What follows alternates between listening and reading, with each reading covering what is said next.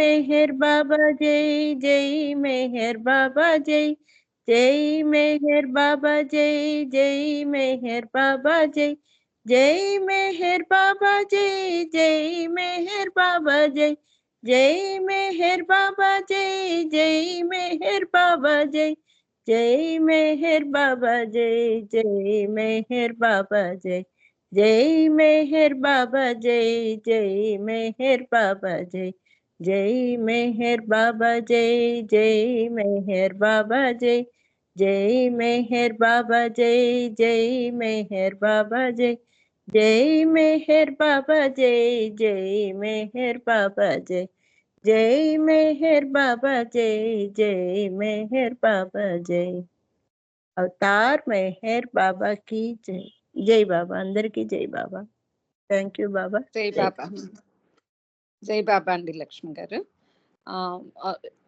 శర్మ గారు మీరు ఏమైనా బాబా గురించి చెప్తారా? శర్మ గారు. मेहर बाबा जय बाबा. ओके. अवतार मेहर बाबा की जय. अवतार मेहर बाबा की जय. अवतार मेहर बाबा की जय. ప్రతివారం ఒక ఎపిసోడ్ మనం మెహర్ బాబా అవతార తత్వం అనే బుక్ టీవీ సుబ్బారావు గారు సంకలనం చేసిన దాని నుంచి కొన్ని ఎపిసోడ్స్ చదువుకుంటున్నాం.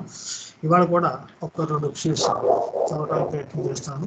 అందరికీ జై మెహర్ బాబా. అవతార్ మెహర్ బాబాకి జై. దేవుడే సమి చేస్తే అది ఒక ఎపిసోడ్ ఉంది.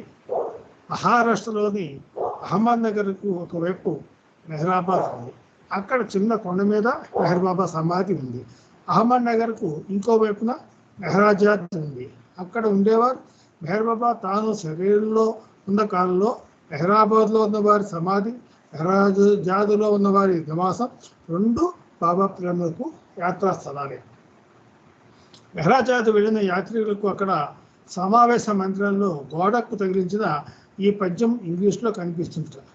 మెహరాజాద్లో అక్కడ మీటింగ్ హాల్ ఉంది, సమావేశ మందిరం. దాంట్లో గోడకి ఒక తగిలించిన దాంట్లో ఇంగ్లీష్ పద్యం ఒకటి కనిపిస్తుంటారు. ఎప్పుడు నేను వెళ్ళినప్పుడు ఒకసారి దాన్ని అబ్జర్వ్ చేయండి. మెహర్ బాబా శిష్య మండలిలో ఒకరైన ఈరిచ్ జస్సావాలా ఈ పద్యాన్ని వచ్చిన యాత్రికులు చూపించి చదవమని చెప్తూ ఉండేవారట. దాన్ని తెలుగు చేస్తే బహుశా ఇలా ఉంటుంది అని చెప్పి దాని అనువాదాన్ని ఇక్కడ చెప్పారు. తనకు ఇష్టం లేని పనులు చేశారని, తగినంత మర్యాద చూపలేదని దేవుడు సభ్యకు దిగకపోవడం మన అదృష్టం. ఏనాడైనా అతడు కదలకుండా కూర్చొని ఇట్లా అన్నాడనుకోండి, భూమి మీద మనుషుల ఆగడాలు ఇక సహించేది లేదు. ఇప్పుడు నేను చేసేది ఇది.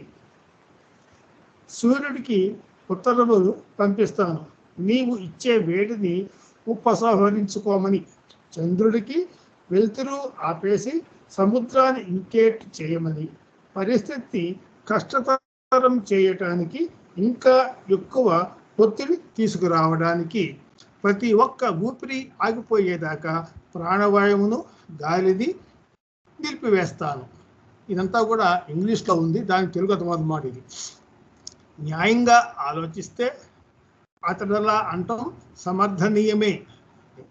ఎందుకంటే దేవుడి కంటే దూషించబడ్డవాడు, అసహించుకోబడ్డవాడు ఇంకొకటి లేడు. ఎందుకంటే అందరూ కూడా ఆయన దూషిస్తుంటారు, అసహించుకుంటూ ఉంటారని.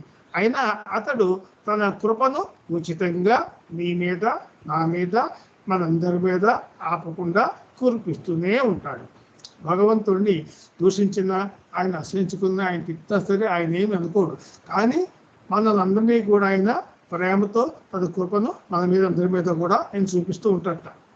చాలామంది అంటుంటారు తమకు ఇంతకంటే మెరుగైన సదుపాయాలు కావాలని. అంటమే తరువాయి సమ్మెకు పూనుకుంటారు. మనకు ఉన్నదంతా దేవుడి దయ వల్లనే పొందిన మనం ఆయనకు ఎలాంటి గౌరవం ఇస్తున్నాము అంటే, మామూలుగా మనకి ఎట్లా కావాలి అంటే అది కనుక దొరకకపోతే సమ్మె చేస్తూ ఉంటాం. కానీ ఇదంతా కూడా దేవుడి దయ వల్లనే మనం పొందుతున్నామని, ఆయన ఇచ్చే ప్రకారమే మనకు జరుగుతుందని ఎంతమంది గౌరవిస్తున్నారు ఆయన్ని? కోరింది పొందటానికి ఎవరిని గాయపరుస్తున్నామో, ఎవరికి అపకారం తలపెడుతున్నామో కొంచెం కూడా ఆలోచించం మనం. దేవుడే సమ్మెకు దిగితే ఏమవుతుంది? మనమంతా ఎలాంటి చిక్కుల్లో పడతామో ఊహించటానికే భయం వేస్తుంది. ఈ విధంగా అక్కడున్న ఇంగ్లీష్లో ఉన్న సూక్తిని నీర్చి గారు వచ్చిన యాత్రికులు అందరికీ చదివి ఉంటారు. ఆ చదివిన వారికి తెలుగు ఈ విధంగా అర్థమవటానికి అవకాశం ఉంది. జై మెహర్ బాబా. రెండో ఎపిసోడు అంటే ఈ ఎపిసోడ్లో మరి మామూలుగా ఒక సాధారణ మానవుడిగా భగవంతుని ప్రేమిస్తూ ఆ యొక్క కృపకి పాత్ర ప్రయత్నం చేసే బదులుగా మనం ఆయన ద్వేషించి ఆయన కృప పొందకుండా ఆయన దూషిస్తూ ఉంటే మరి ఆయన ఏం చేస్తాడు? ఆయన ఎప్పుడు కూడా ఏమీ అనుకోకుండా ఇది అజ్ఞానంతో చేస్తున్న పని అనుకుని మనకి ఆయన కృపను ప్రసాదిస్తూ ఉంటాడు. అయితే ఆయన యొక్క శ్రమ చేస్తే ఎలా ఉంటుంది వాతావరణం? సూర్యుడు ఎండ వేడి పెంచేస్తాడు, చంద్రుడు చలనాన్ని తీసేస్తాడు, ఎండలు మండిపోతాయి, తర్వాత సముద్రాలు పొంగిపోతాయి, గాలి వేయదు. అప్పుడు పరిస్థితి ఏమిటి ఒకసారి ఊహించుకుంటే మనకి భయంకరమైన ఇది ఒళ్ళు జలదరిస్తుంది అన్నమాట. అది దాని యొక్క అర్థం. పోతే రెండో ఎపిసోడ్ సత్యమే జయిస్తుంది. 1955లో మెహర్ బాబా మహారాష్ట్రలోని మెహరాబాద్లో ఉన్నారు. అప్పుడు ఒక ఆయన బాబా దర్శనానికి వచ్చారు. వచ్చి బాబాను చూడటంతో వారి కాళ్ళ మీద పడి, బాబా నేను చాలా కష్టంలో ఉన్నాను, నన్ను మీరే కాపాడాలి అంటూ ప్రాధేయపడ్డాట. సమస్య ఏమిటో చెప్పమని బాబా అడిగారు. ఇది జరిగింది 1955వ సంవత్సరంలో. అప్పుడు బాబా మౌనంలోనే ఉన్నారు.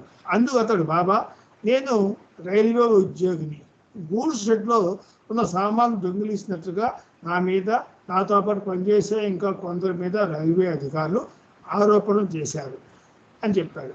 బాబా అడిగారు, నువ్వు వెంటనే ఏదన్నా ఇటువంటి సమస్య వెంటనే బాబా అడుగుతాను, నువ్వు నిజాయితీగా ఉన్నావా, నీవు దొంగతనం చేశావా లేదా అని అడిగారటుంది.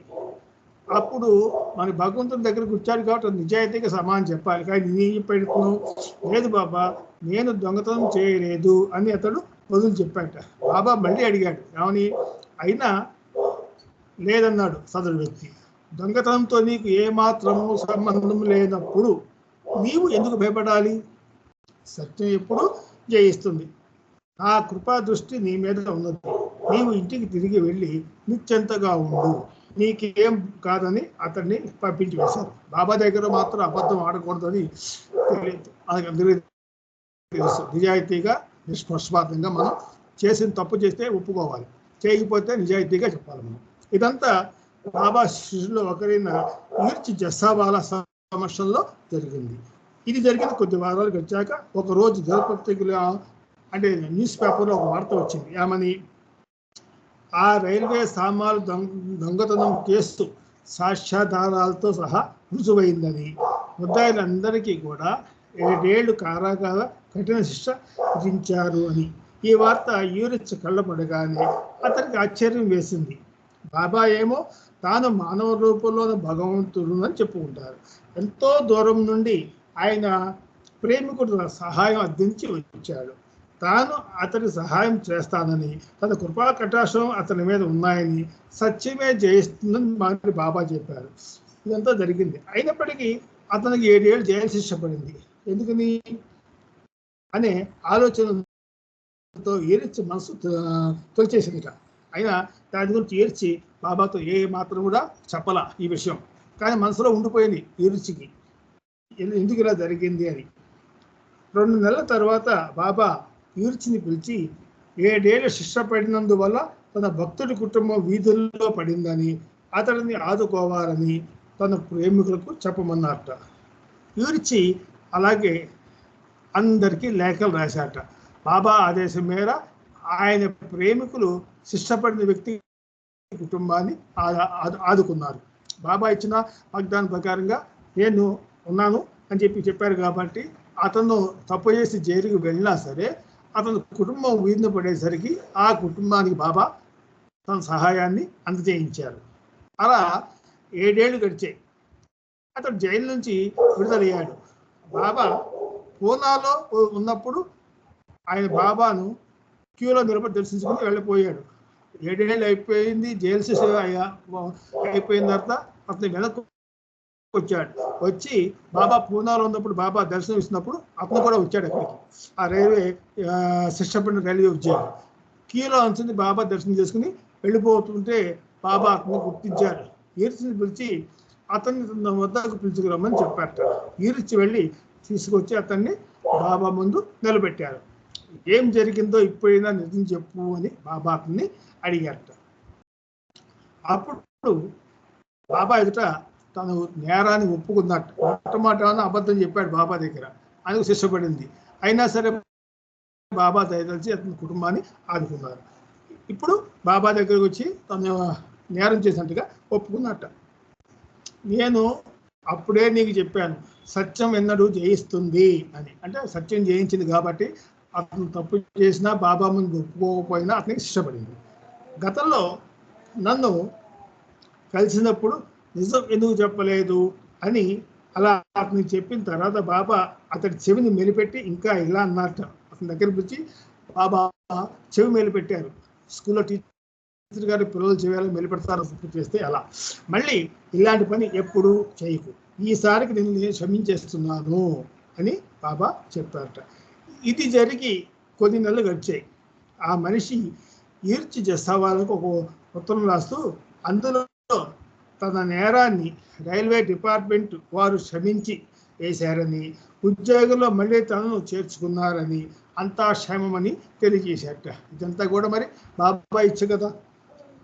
కొన్ని నెలలు గడిచిన తర్వాత అతను రైల్వే డిపార్ట్మెంట్ వాళ్ళు అతని నేరాన్ని క్షమించి మళ్ళీ తిరిగి ఉద్యోగం ఇచ్చారు అతనికి. ఈ జరిగిన విషయాలన్నీ నెమరు వేసుకుని ఈర్చి సవాల ఏమనుకున్నారంటే ఇలా అనుకున్నట, ఒక్క మనిషికే కాదు నాకు ఈ సంఘటన వల్ల లాభం చేకూరింది అని ఆయన కూడా అనుకున్నట్టు. ఏంటి నాకు మరి ఈర్చి జసాబాలకు చేకూరిన లాభం ఏమిటి అంటే, నా మనసును తొలుస్తున్న అనుమానాలను బాబా తనదైన సూక్ష్మ పద్ధతిలో నేర్పుగా తొలగించి వేశారు. లాభం ఆ ఇద్దరికే కాదు, ఇది తెలుసుకున్న మనందరికీ కూడా. అంటే దీని యొక్క సారాంశం ఏంటంటే, నాకు తెలిసింది భగవంతుని దగ్గర ఎప్పుడు కూడా అబద్ధం చెప్పకూడదు. నిజాయితీగా నిజం జరిగినట్టుగా మనం భగవంతుడి ముందు ఒప్పుకోవాలి. బాబా సశరీరంగా ఉన్నప్పుడు అతను తప్పు చేసి ఒప్పుకోవాలి.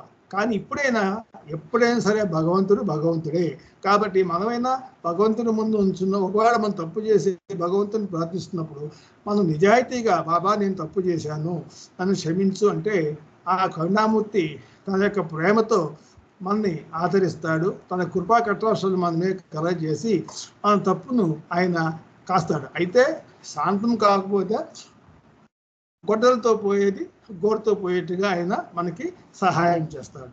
ఆ విధంగా భగవంతుని కృప మనకి కలగటానికి అవకాశం ఉంటుంది. కాబట్టి బాబా ప్రేమలో ఎప్పుడు కూడా మనం నిజాయితీగా నిష్పక్షపాతంగా విధేయత చూపిస్తూ ఉండాలి. అవతార్ మెహర్ బాబాకి జై.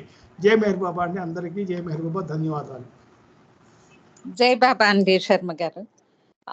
తర్వాత బాలరాజు గారు మీరు ఏమైనా బాబా గురించి చెప్తారా? గానంగా సంకీర్తన కానీ ఏదైనా. अवतार मेहर बाबा की जय.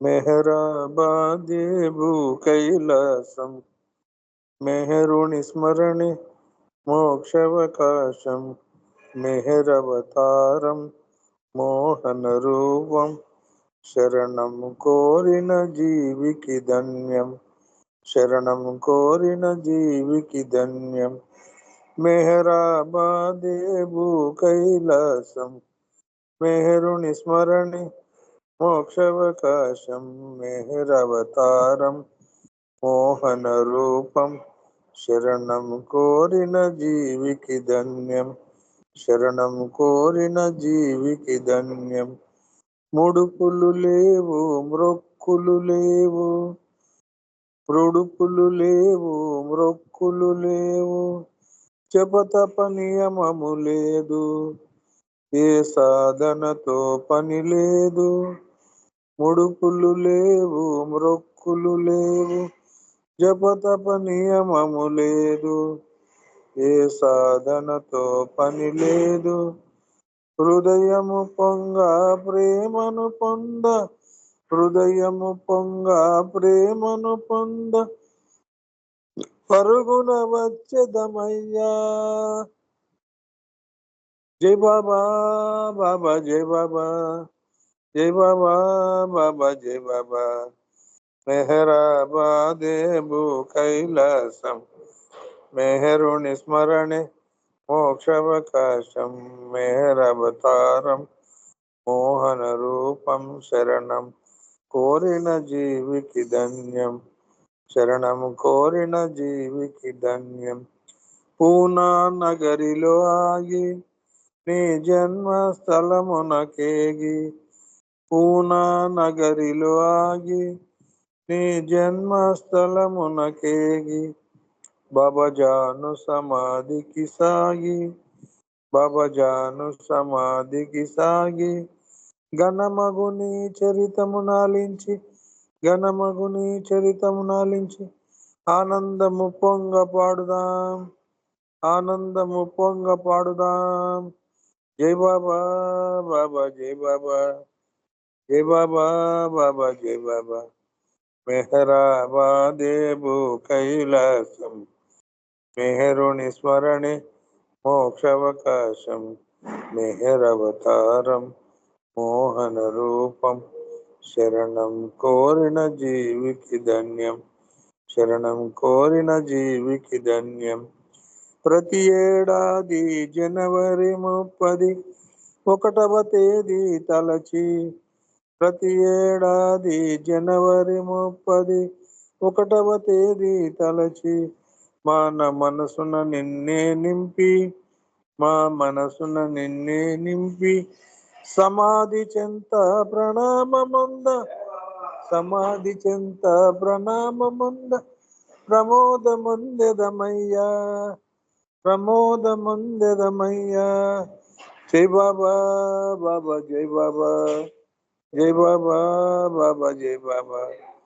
మెహరాబాదేబు కైలాసం, మెహరుని స్మరణే మోక్షావకాశం.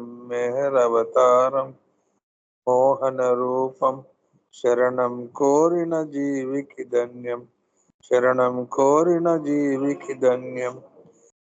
ప్రేమతో చేరిన ప్రేమికులంతా ప్రియమున నిన్నే కొలిచి, ప్రేమతో చేరిన ప్రేమికులంతా ప్రియమున నిన్నే కొలిచి, దిగువను మెహరాబాద్ చేరి, దిగువను మెహరాబాద్ చేరి, ప్రతి నెల 12వ తేదీన, ప్రతి నెల 12వ తేదీన ప్రియమండలి వెలగించిన దునిలో, ప్రియమండలి వెలగించిన దునిలో కోర్కెల మూకలను నెట్టుదాం, కోర్కెల మూకలను నెట్టుదాం.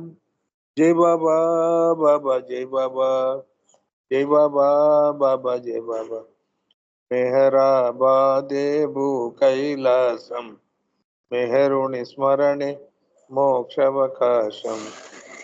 మెహరవతారం మోహన రూపం శరణం కోరిన జీవికి ధన్యం, శరణం కోరిన జీవికి ధన్యం. అవతార్ మెహర్ బాబా की जय. జై బాబా. జై బాబా అండి బాలరాజు గారు. జై బాబా అండి. సుశీల గారు, మీరు ఒక సంకీర్తన చేస్తారా, లేకపోతే బాబా గురించి ఏదైనా చెప్పండి. జై బాబా అండి, జై బాబా జై బాబా. సంకీర్తన చేస్తాను. అలాగే. మధురం మధురం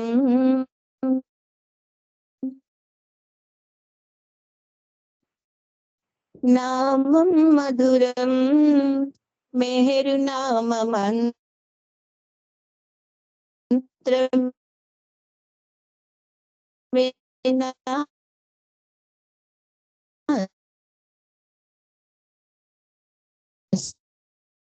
స్వరమున మధురం, మధురం మధురం నామం మధురం, మెహరు నామ మంత్రమిన స్వరమున మధురం. నా గళములో తాండవించిన నా స్వరములో ఇలా వతికిన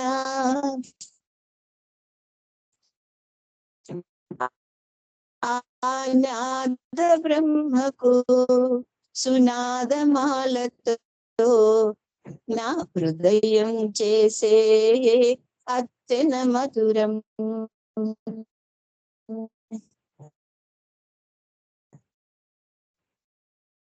మధురం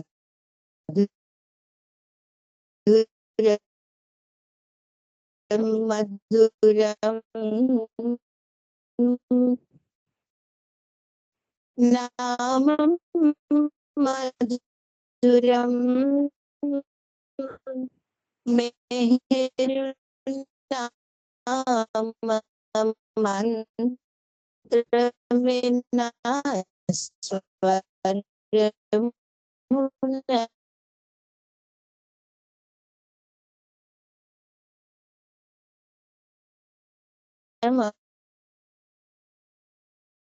మధురం.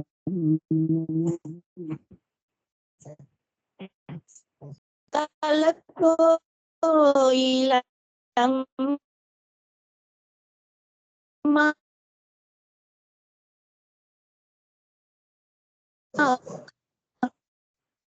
అసూయపడే నాదము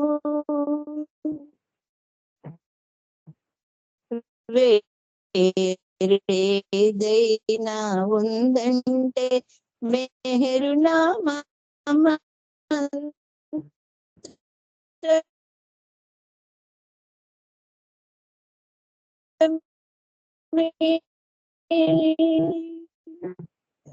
దివిలోని తారకలే అబ్బురపడువైనము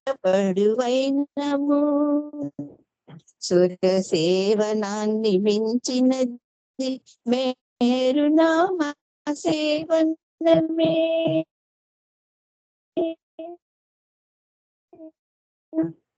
అమ్మనైనది దివ్యమైనది శ్రావ్యమైనది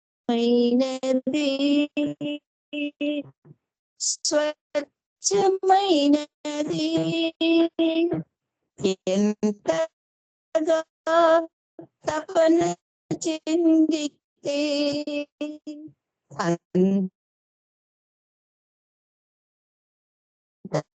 అంతగా చేరువౌనది. ఏనాటి పుణ్యమో ఏ పుణ్య ఫలితమో నా స్వరములో ఇలా స్థిరమై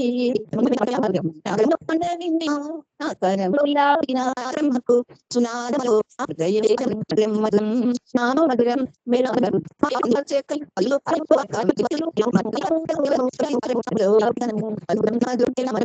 స్వరమున మధురం. సారీ మెహర్ బాబాకి జై. అందరికీ జై బాబా. జై బాబా అండి. సుశీల్ గారు చాలా డిస్టర్బెన్స్ వచ్చిందండి. జై బాబా అండి వైజయ్ గారు. జై బాబా అండి. అందరికి అలా అయిందా అవునండి. లేకపోతే నాకు ఎక్కువ డిస్టర్బెన్స్ వచ్చిందండి? మీ వాయిస్ ఇంతవరకు వినిపించలేదండి, చాలాసేపు అయింది పాట అయిపోయి. కాదు, మిగిలిన వాళ్ళందరికి కూడా డిస్టర్బ్ అయిందా అండి? డిస్టర్బ్ అయిందండి. బాగా డిస్టర్బెన్స్ గానే ఉందండి. అసలు పాట వినిపించలేదు. వినిపించలేదండి. ఓ జై బాబా, జై బాబా. సరే, ఎవరు చెప్పకపోతే బాగోదని నేను చెప్పలేదు. నేను నా ఫోన్ ఏమో డిస్టర్బ్ వినిపించలేదని చెప్పాలి కదా. లేదు, మధ్య మధ్యలో కట్ అవుతుంది. ఇది నా ఫోన్ ఏమో అనుకోని. సుశీల్ గారు ఒకవేళ మళ్ళీ టైం ఉంటే మళ్ళీ ఇంకొకసారి లాస్ట్ లో పాడండి. అలాగే అలాగే అండి, థ్యాంక్ యూ. ఉమా గారు మీరు ఒక సంకీర్తన కానీ బాబా గురించి కానీ ఏదైనా చెప్పండి. నేను సంకీర్తనే చేస్తానండి. జై బాబా. బాబాకి జై.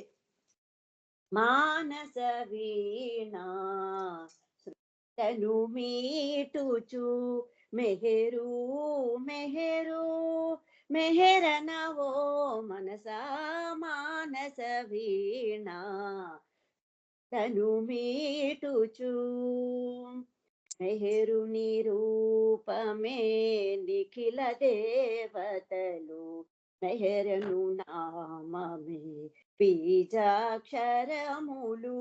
మెహరుని స్మరణే సర్వమంత్రములు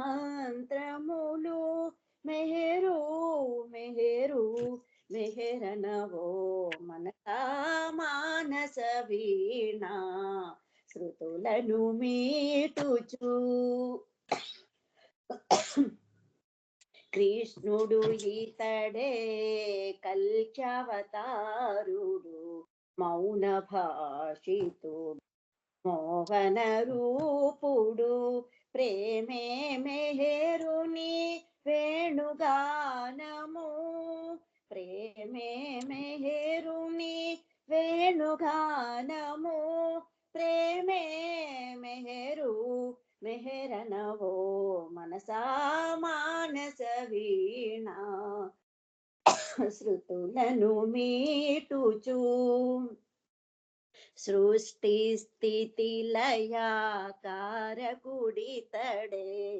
సృష్టి మర్మములో తెలిపినదితడే సృష్టికి మూలాధారము ప్రేమయే సృష్టికి మూలాధారము ప్రేమయే ప్రేమే మెహరు మెహరనవో మనసా మానస వీణ శృతులను మీటుచు మెహరు మెహరు మెహరనవో మనసా మానస వీణ నన్ను మీటుచు.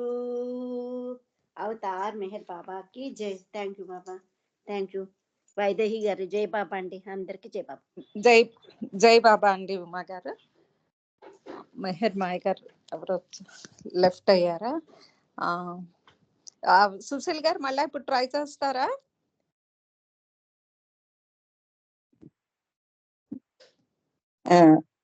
అలాగేనండి, వినిపిస్తుందా?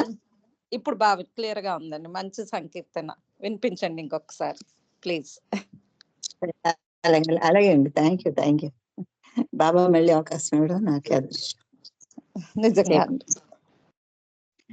మధురం మధురం నామం మధురం మెహరు నామ మంత్రమే నా స్వరమున మధురం. మధురం మధురం నామం మధురం మెహరు నామ మంత్రమే నా స్వరమున మధురం. నా గళములో తాండవించిన నా స్వరములో ఇలా వదిగిన ఆనాద బ్రహ్మకు సునాదమాలతో నా హృదయం చేసే అర్చన మధురం. మధురం మధురం నామం మధురం మెహరు నామ మంత్రమే నా స్వరమున మధురం. కలకోయిలమ్మ అసూయపడే నాదము వేరేదైనా ఉందంటే మెహరు నామ మంత్రమే. దివిలోని తారకలే అబ్బురపడు వైనము సుర సేవనాన్ని మించినది మెహరు నామ సేవనమే. కమ్మనైనది, దివ్యమైనది, శ్రావ్యమైనది, స్వచ్ఛమైనది. ఎంతగా తపన చెందితే అంతగా చేరువౌనది. ఏ నాటి పుణ్యమో ఏ పుణ్య ఫలితమో నా స్వరములో ఇలా స్థిరమయ్యింది. మధురం మధురం నామం మధురం మెహరు నామ మంత్రమే నా స్వరమున మధురం. వాగ్గేయకారులకు వన్నెనిచ్చు వాచకమై పదాల జిలుగు వెలుగులతో అలరారే గ్రంథము. భవరోగ పాపనాశ కారణ సంభూతమై ఆశ్రయించు వారి ఆర్తి తీర్చు దివ్యౌషధము. మెహరు నామము మహామంత్రము, మెహరు దాసుని ప్రాణబంధము, పంచాక్షరాల నామము, ముక్తి నొసగు స్వర్గధామము, కరుణ భరితము కలుషహరణము, నా కరములో ఇలా వదుగుటె ఘనము. మధురం మధురం నామం మధురం, మెహరు నామ మంత్రమే నా స్వరమున మధురం. నా గళములో తాండవించిన, నా స్వరములో ఇలా ఒదిగిన, ఆనాద బ్రహ్మకు సునాదమాలతో నా హృదయం చేసే అర్చన మధురం. మధురం మధురం నామం మధురం, మెహరు నామ మంత్రమే నా స్వరమున మధురం. అవతార్ మెహర్ బాబాకి జై. థ్యాంక్ యూ అండి వైదేహి గారు, మళ్ళీ పాడించారు నాతో. జై బాబా అండి సుశీల్ గారు, మీకు చాలా చాలా ధన్యవాదాలు. బాబా ఇంకొకసారి పాడించుకున్నారు మీ పాటని. మెహర్ నామమే అంత మధురం. జై బాబా అండి. జై బాబా. ఇంకెవరు జాయిన్ అవ్వలేదండి. నేనే ఒక చిన్నది మన్సారి మాయ్ గారు చెప్పినది చెప్పడానికి ట్రై చేస్తాను. అవతార్ మెహర్ బాబాకి జై. ఇది యాక్చువల్ గా మల్లాది శారద గారు సంకలనం చేసిందండి. బాబా అంటే మన్సారి మాయ చెప్పింది, మాయ నుండి బయటపడడం ఎలా. ఆవిడంటారు ఇది యథార్థ సంఘటన. మన్సారి బాయి బాబా నామస్మరణ ఎంత ముఖ్యమో రకరకాల కథల ద్వారా అందరికీ చెప్తుండేవారు.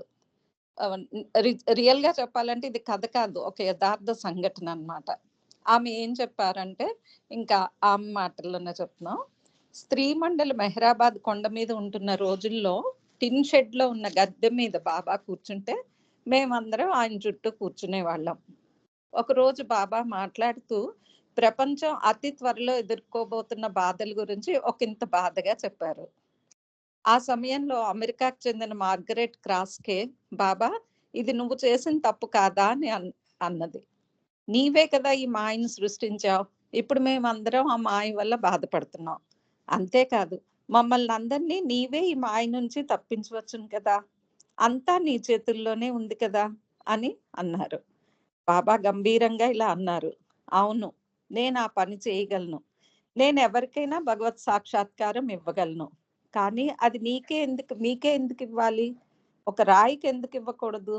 నాకు మీరు ఆ రాయి రెండూ సమానమే, ఇద్దరిలోనూ నేనే ఉన్నాను, ముందుగా రాయికి ఎందుకు భగవత్ సాక్షాత్కారం ఇవ్వకూడదు అన్నారు. నీకు భగవత్ సాక్షాత్కారం కావాలంటే నన్ను ప్రసన్నం చేసుకొని నా కృప పొందాలి. అది అంత సులభం కాదు. నా యందు ప్రేమ, సమర్పణ, విధేయత చూపితే నా కృప లభిస్తుంది. అయితే ఇందుకు ఒక సులభమైన మార్గం ఉంది. నీవు నీ చివరి క్షణాలలో నన్ను తలుచుకుంటే నీకు ముక్తి లభిస్తుంది. ఇది కూడా చెప్పినంత సులభం కాదు. నీవు ఇప్పటి నుంచే నా నామం సాధన చేస్తేనే నీకు అది సాధ్యపడుతుంది. లేకపోతే చివరి క్షణాల్లో నీ మనసంతా నీ కుటుంబం మీద, డబ్బు మీద, వ్యవహారాల మీద, ఇతర ప్రాపంచిక విషయాల మీద ఉంటుంది. అందుకని ఇప్పటి నుంచే నా నామాన్ని స్మరించటం మొదలుపెట్టు అన్నారు బాబా. బాబా ఇంకా ఇలా అన్నారు, మీరు ఎప్పుడైనా కుక్కను కట్టేసినప్పుడు అది అసహనంగా మొరగటం గమనించలేదా అన్నారు. అది ఎందుకలా మొరుగుతుంది? కుక్కల్ని బంధించినప్పుడు అవి స్వేచ్ఛ కోసం పరితపిస్తాయి. కానీ ఇక్కడ కూర్చున్న మీరందరూ అజ్ఞానం అనే మాయలో బంధించబడి ఉండి కూడా అదే నిజమైన ఆనందంగా భావిస్తున్నారు. మీకెవరికి అందులోంచి బయటపడాలని లేదు. ఒక మురికి నీటి గుంటలో పురుగుల్ని బయటికి తీసినా అవి తిరిగి ఆ మురికి నీటిలోకి పాకేందుకు ప్రయత్నిస్తాయి. ఆ మాదిరిగా నేను మీ మధ్యకు వచ్చిందే మిమ్మల్ని మాయ నుండి తప్పించడానికి, మాయ నుండి విముక్తి చేయడానికి నేను వచ్చాను.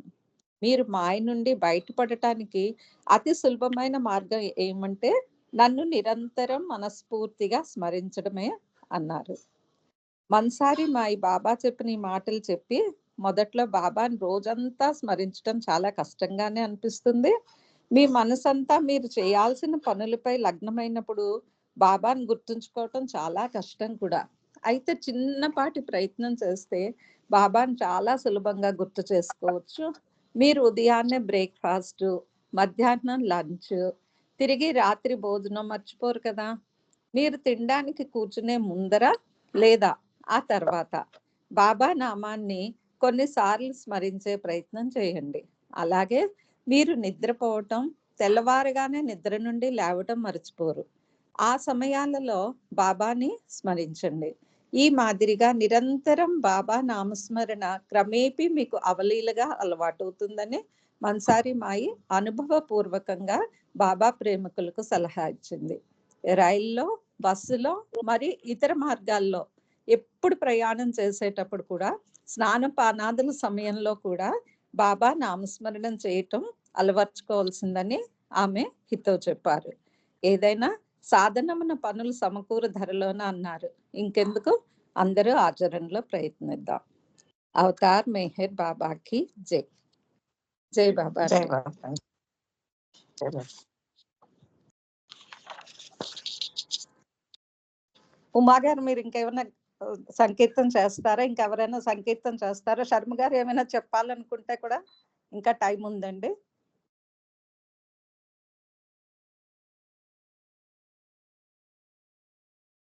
ఎవరైనా సంకీర్తన చేయాలనుకుంటే జై మెహర్ బాబా చేయండి. అండి సంకీర్తన చేస్తాను నేను.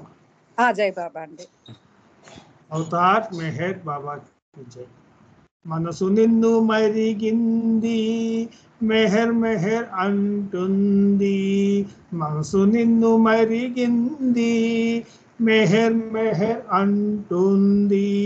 ఆ మత్తులో మునిగి అసలు పనిని మరచింది. మనసు నిన్ను మరిగింది, పేరుకున్న సంస్కారాల ప్రేరణగింది. కోట్ల కొలది యోచనలకు కొరత ఏదో కలిగింది. పేరుకున్న సంస్కారాల ప్రేరణేదో రేగింది. కోట్ల కొలది యోచనలకు కొరత ఏదో కలిగింది. మనసు నిన్ను మరిగింది, మెహర్ మెహర్ అంటుంది. స్థూలమైన చర్యలకు లోటు ఏదో కలిగింది. కర్మరహిత కార్యాలలో మనసురాటు తేలింది. స్థూలమైన చర్యలకు లోటు ఏదో కలిగింది.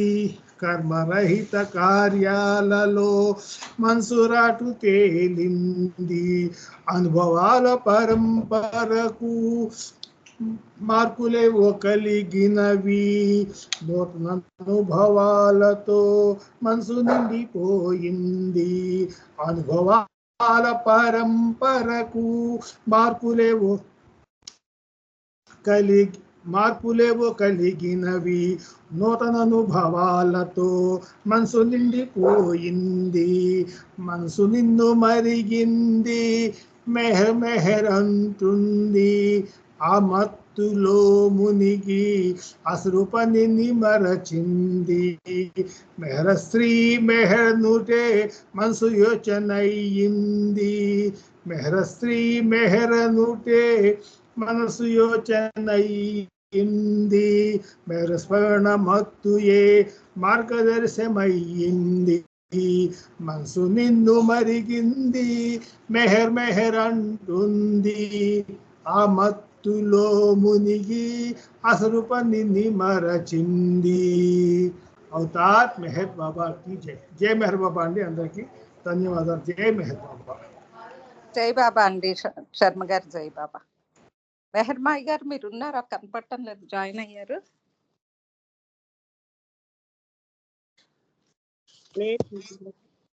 మెహర్మాయి గారు లేరు. లక్ష్మి గారు మీరు ఒక సంకీర్తన చేయండి. నేను చెప్తానండి బాబాది. అవతార్ మెహర్ బాబా కి జై. గారికి బాబా గారు ఈరిచ్ గారు మండలి సభ్యులందరికీ చెప్పిన ఆయుష్ గారి గురించి కథలుగా చెప్పేవారు బాబా గారు. అయితే ఆ ఈరిచ్ గారు మనకు కొంచెం చెప్తున్నారు. ఈ ఆయుష్ అనే అతను ఒక బానిస. ఇన్ని బానిసగానే తీసుకున్నారు ఆస్థానంలోకి. చక్రవర్తి గారి దగ్గర బానిసగా ఉంటూ ఉన్నాడు. అయితే ఇతను బానిసగా వచ్చినప్పటికీ కూడా ఒక పెద్ద మనిషి తరహాగా నిజాయితీగా ఉండటం, ఎవరికైనా మంచి సలహాలు ఇవ్వడము, కపటం లేకుండా ఉండడం, ఇవన్నీ చూసినప్పటికీ రాజుగారికి వాళ్ళ కుటుంబ సభ్యులందరికీ కూడా చాలా ఆప్తుడైనాడు.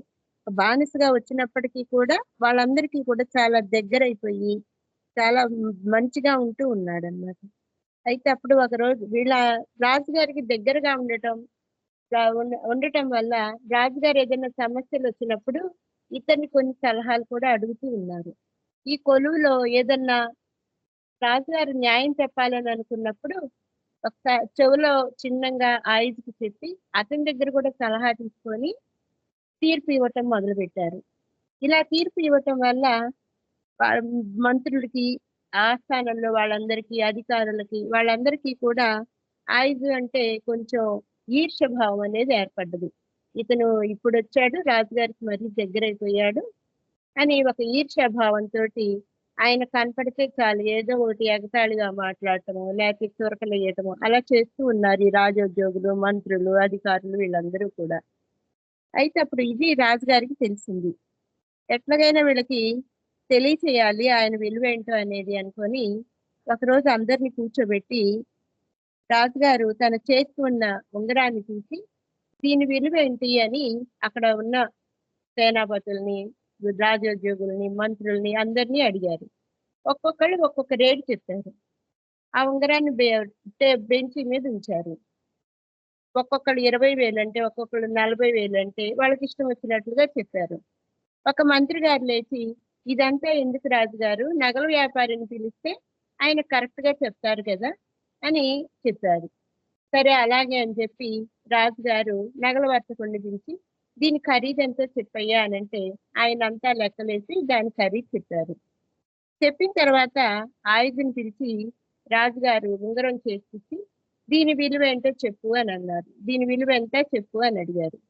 అడిగితే అప్పుడు ఆయుధ అన్నారు, బాబా రాజుగారు దీని విలువ ఆ బెంచి మీద ఉన్నంతసేపు దానికి ఎటువంటి విలువ లేదు.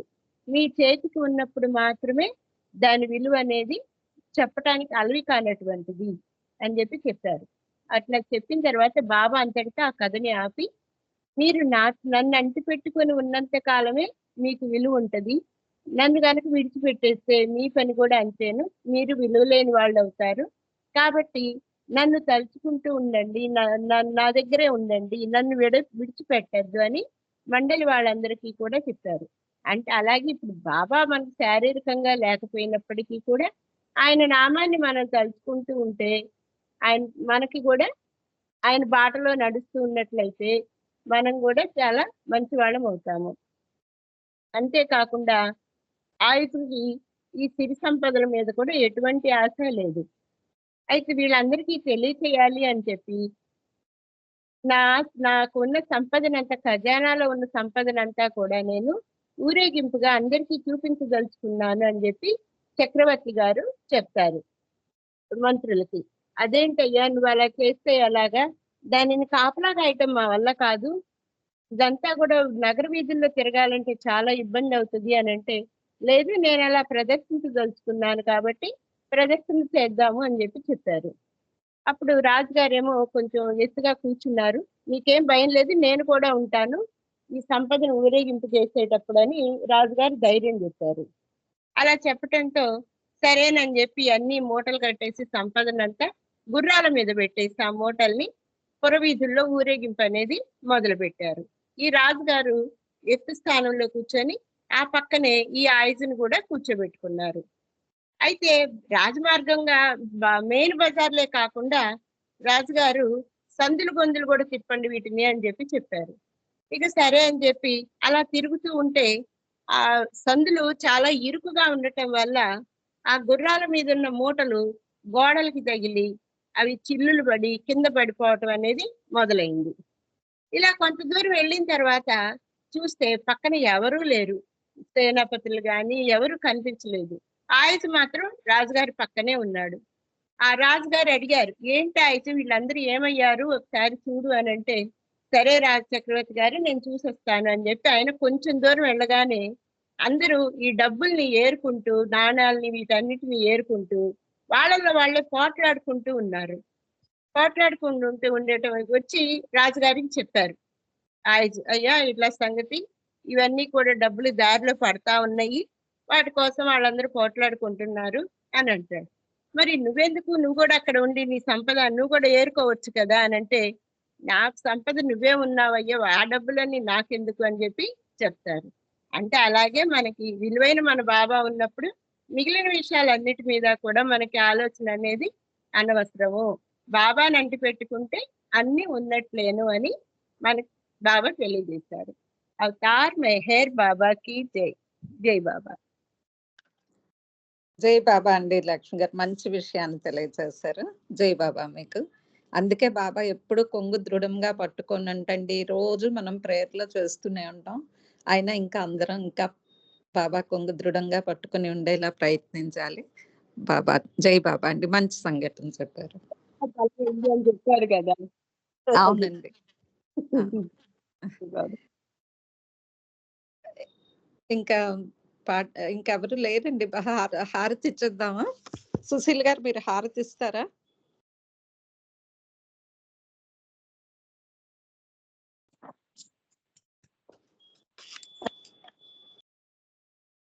సుశీల్ గారు.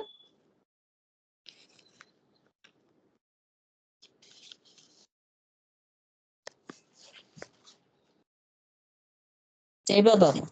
జై బాబా. జై బాబా వినిపిస్తుందా? వినిపిస్తుందండి. జై బాబా.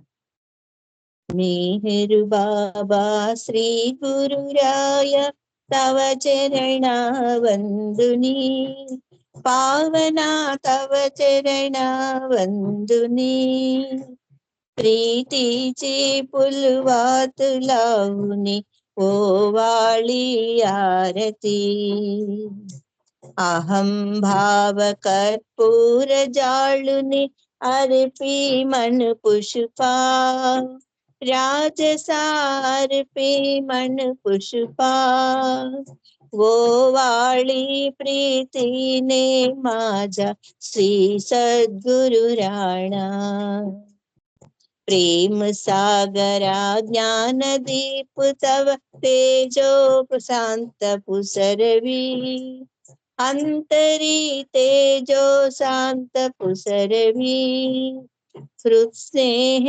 उजलाल्या पांच हे प्राणांच्या ज्योती, प्रशांत सुंदर मूर्ति तुझे मज आनंदे डोलवी, प्रियतमा आनंदे डोलवी, पुण्य दर्शने तुझ्या उसळती हर्षोर्मी हृदयी, स्वीकारी स्वा प्रेम हे मजला तुझसी हे विनंती, सद्गुरु तुझसी हे विनंती, मम अज्ञाना दूर करोनी स्वस्वरूप घेई, मेहरु बाबा श्री गुरु राया तव चरणा वंदुनी, पावना तव चरणा वंदुनी, प्रीतीचे पुलवात लावुनी ओ वाली आरती, ओ वाली आरती, ओ वाली आरती. అవతార్ మెహర్ బాబాకి జై. జై బాబా అండి, అందరికీ జై బాబా అండి. వైదేహి గారు జై బాబా. జై బాబా అండి, అందరికీ జై బాబా అండి. ఇవాళతో ఈ కార్యక్రమం ముగుస్తుంది. మళ్ళా సోమవారం 4 గంటలకి అందరూ మెహర్ దర్బార్లో కలుసుకుందాం. అందరికీ జై బాబా. జై బాబా. జై బాబా. జై బాబా.